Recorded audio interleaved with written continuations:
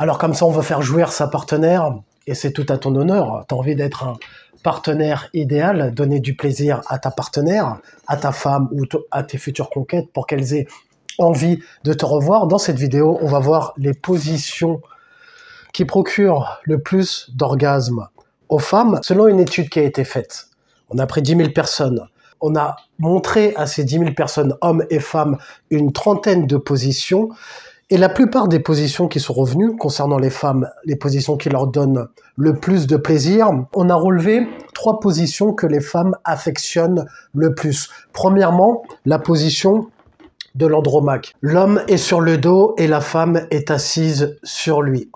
Ensuite, en deuxième position, on a l'andromaque sur une chaise. L'homme est assis sur une chaise et la femme est face à lui, assise sur lui. Elle fait ce qu'elle a à faire, elle se stimule ou peu importe. Et en dernière position, mais bien évidemment, je vais t'expliquer pourquoi ces positions procurent du plaisir et qu'est-ce qu'on peut en tirer par rapport à cela. La dernière position, la position où la femme est allongée sur le ventre, elle se stimule le clitoris et l'homme la pénètre par derrière. Ce qui est intéressant dans les 2 premières positions où la femme est sur l'homme, ce qui est intéressant, c'est qu'on constate que dans ces positions, les femmes prennent plus de plaisir, tandis que ce sont elles qui maîtrisent leur plaisir, justement. Ce sont elles qui se stimulent elles-mêmes.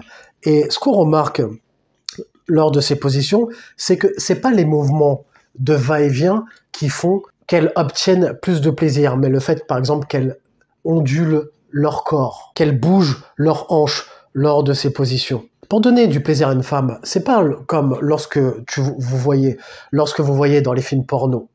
Dans les films porno, ce que vous voyez, c'est du bang-bang, c'est des positions de va-et-vient pendant une trentaine de minutes ou peu importe. C'est pas ça qui fait jouir les femmes. Lorsque tu fais des positions de va-et-vient, lorsque par exemple, toi, ça c'est le vagin, ça c'est ton pénis, quand tu fais du va-et-vient, tu vois, tu peux à la limite stimuler au fond, mais lorsque tu fais par exemple des déhanchés, tu vois, lorsque tu fais des déhanchés, lorsque tu es à l'intérieur et tu stimules, tu fais des ondulations, tu fais des mouvements de pivot, peu importe, tu joues avec tes hanches, tu vois, tu stimules les parois, donc ça peut être le point G, ça peut être le clitoris, tu stimules toutes les parois de la femme. Ce qui fait que c'est ça qui lui procure du plaisir. C'est pas tous les mouvements de va-et-vient. Faites l'expérience. À l'avenir, prenez en compte ce que je vous ai dit, vous verrez, vous penserez à moi, enfin, tu penseras à moi quand tu auras fini, pas pendant, mais essayez cela, vous allez voir les réactions que vous pourrez avoir en face. Tu vas voir comment elle va kiffer. Faites l'expérience, faites le test.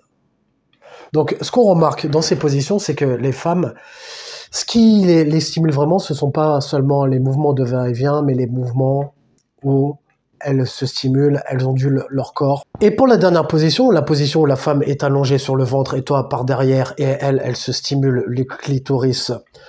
Ce qu'on a remarqué par rapport aux réponses qu'elles ont pu apporter, c'est qu'elles aiment bien cette position parce qu'elles peuvent se stimuler leur clitoris à l'abri du regard de l'homme.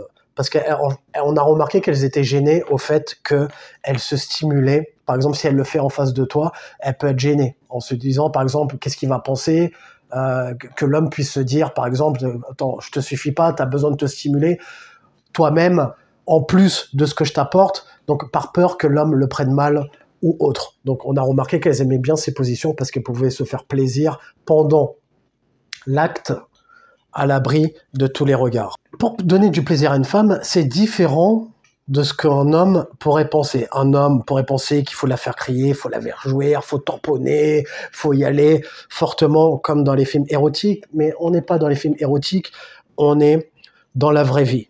Pensez qu'il faut la tamponner pendant des heures pour pouvoir la faire jouir. D'ailleurs, dites-moi en commentaire si vous voulez une vidéo concernant la durée idéale des rapports.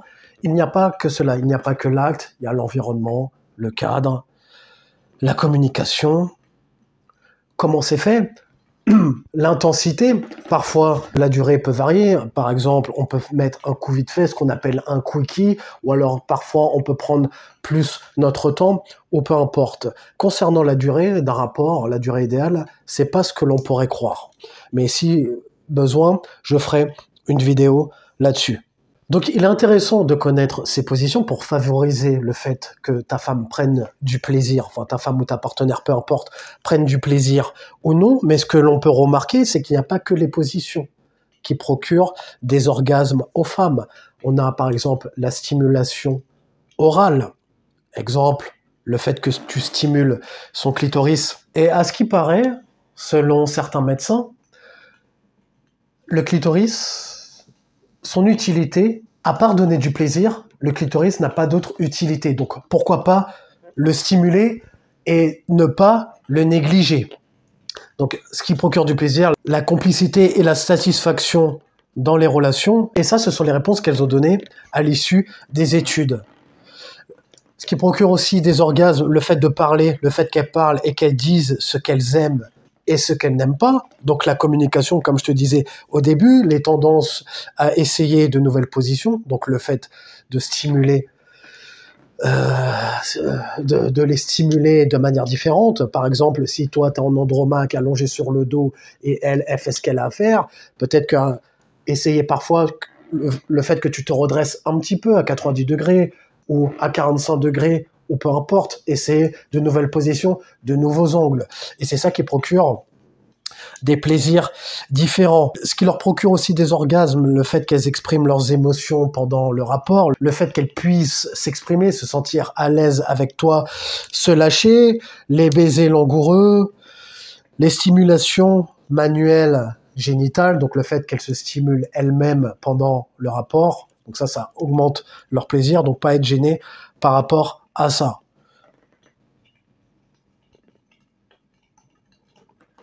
Donc c'est tout l'ensemble qui va favoriser le fait qu'elles prennent du plaisir et pas une seule action, pas seulement le fait que tu es un gros ou quoi que ce soit. Il n'y a pas que cela. Bon, si tu es bien équipé, tant mieux, c'est très bien. Et si tu n'es pas forcément gâté par la nature, sache que tu peux les stimuler de multiples façons différentes. Donc c'est une bonne nouvelle pour toi. Maintenant, si tu veux aller plus loin, en description, tu as ma formation Réussir un premier rendez-vous, coucher avec une femme le premier soir. Si cette vidéo t'a intéressé et que tu as envie d'en savoir plus, jette un coup d'œil en description. À plus, bye.